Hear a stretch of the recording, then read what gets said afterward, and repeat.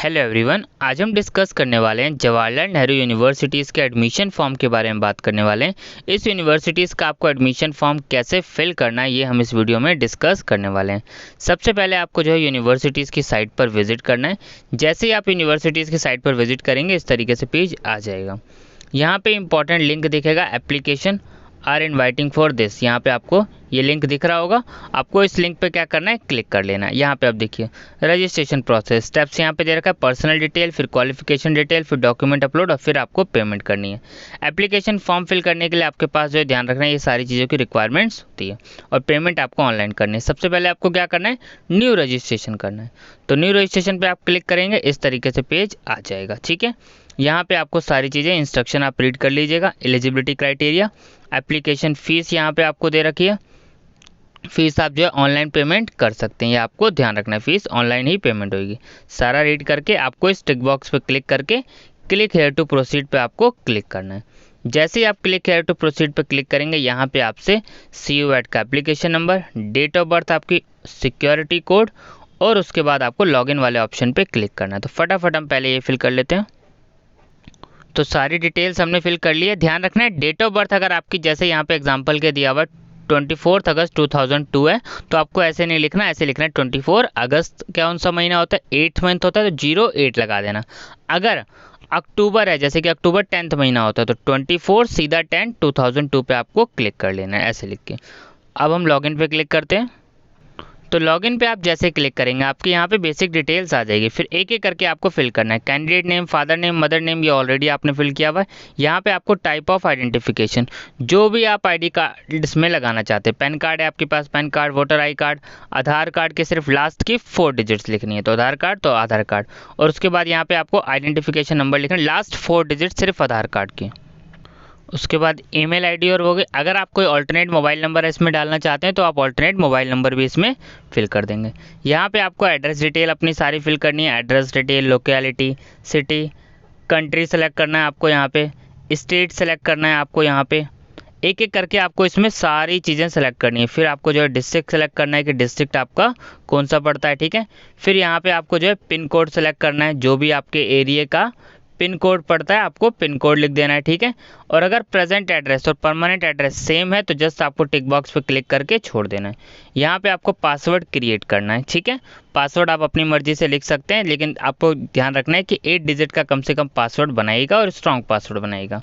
फिर आपको यहाँ पे सिक्योरिटी क्वेश्चन, इसमें से कोई सा भी आप सिक्योरिटी क्वेश्चन लिख के यहाँ पे आप आंसर्स लिख लीजिएगा। ठीक है, और फिर ये सिक्योरिटी पिन ये जो यहाँ पे लिखा है यहाँ पर लिखना है और फिर सबमिट वाले ऑप्शन पे क्लिक करना है। तो चलिए फटाफट हम ये सारी चीज़ें फिल कर लेते हैं। जब आप सबमिट कर देंगे फिर आपसे एक बार फिर पूछेगा कि आप जो है कंफर्म करना चाह रहे हैं डिटेल, जो भी डिटेल्स आपने यहाँ पे फिल करी है। एक बार आप कंफर्म कर देंगे तो ध्यान रखना है आप कुछ एडिट नहीं कर पाएंगे। तो ध्यान रखना है आपको सारी चीज़ें फिल करनी है स्टेप बाय स्टेप सही तरीके से। तो हम यहाँ पे कंफर्म डिटेल पे क्लिक कर रहे हैं। तो जैसे ही हम कंफर्म डिटेल पे क्लिक करेंगे आप देखेंगे हमारा स्टेप 1 जो है कंप्लीट हो गया है, व्यू रजिस्ट्रेशन फॉर्म।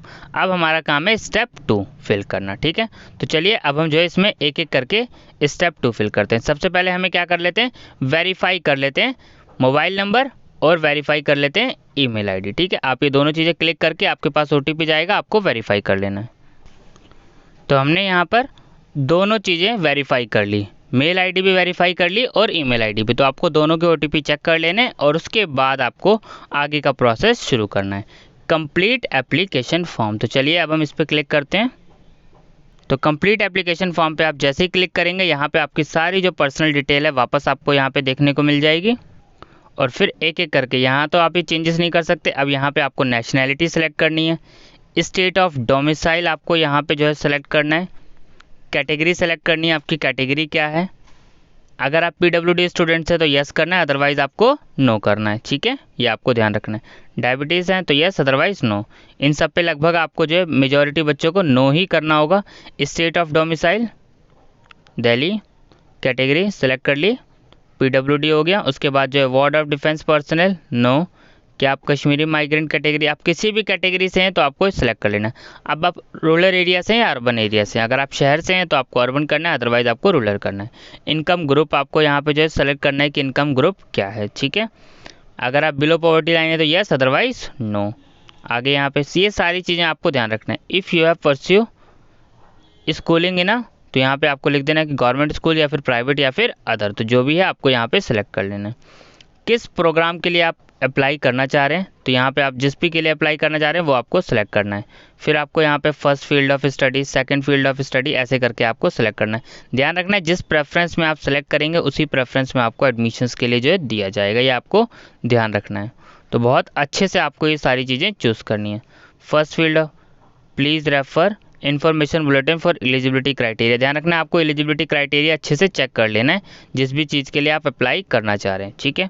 उसके बाद आपको यहाँ पे सेकंड नंबर पे फील्ड ऑफ स्टडीज़, फिर इस तरीके से आपको सारी चीज़ें फिल कर लेनी है, ठीक है। मैं आपको आगे का बाकी बता देते रहूँ।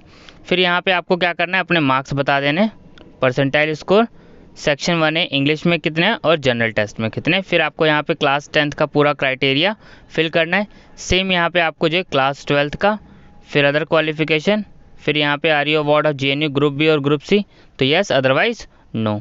विजिबल मार्क्स ऑन बॉडी, आप कोई भी जो है विजिबल मार्क्स जो आपके बॉडी पे हो वो आपको यहाँ लिख देना है। Are were you are student of JNU, तो आप JNU स्टूडेंट्स है तो yes otherwise no. Are you are student of any universities at present, अगर आप किसी यूनिवर्सिटीज़ के एट प्रेजेंट स्टूडेंट हैं तो आपको यस करना है, अदरवाइज नो कर देना है। अगर आप जॉब पे हैं तो आपको यस करना है, अगर आप जॉब नहीं करते हैं तो आपको नो कर देना है। लिखा है ना, are you presently employed, yes otherwise no. ऐसे ही फादर गार्जियन क्वालिफिकेशन यहाँ पे आपको ये सारा सेलेक्ट करना है। फिर इस फादर गार्जियन ऑक्यूपेशन, ये सारी चीज़ें।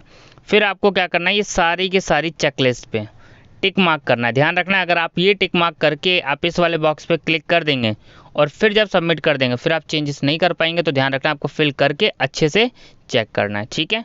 तब ये आपका स्टेप, क्योंकि ये इंपॉर्टेंट स्टेप्स हैं। उसके बाद फिर डॉक्यूमेंट्स अपलोड और फिर पेमेंट, ठीक है।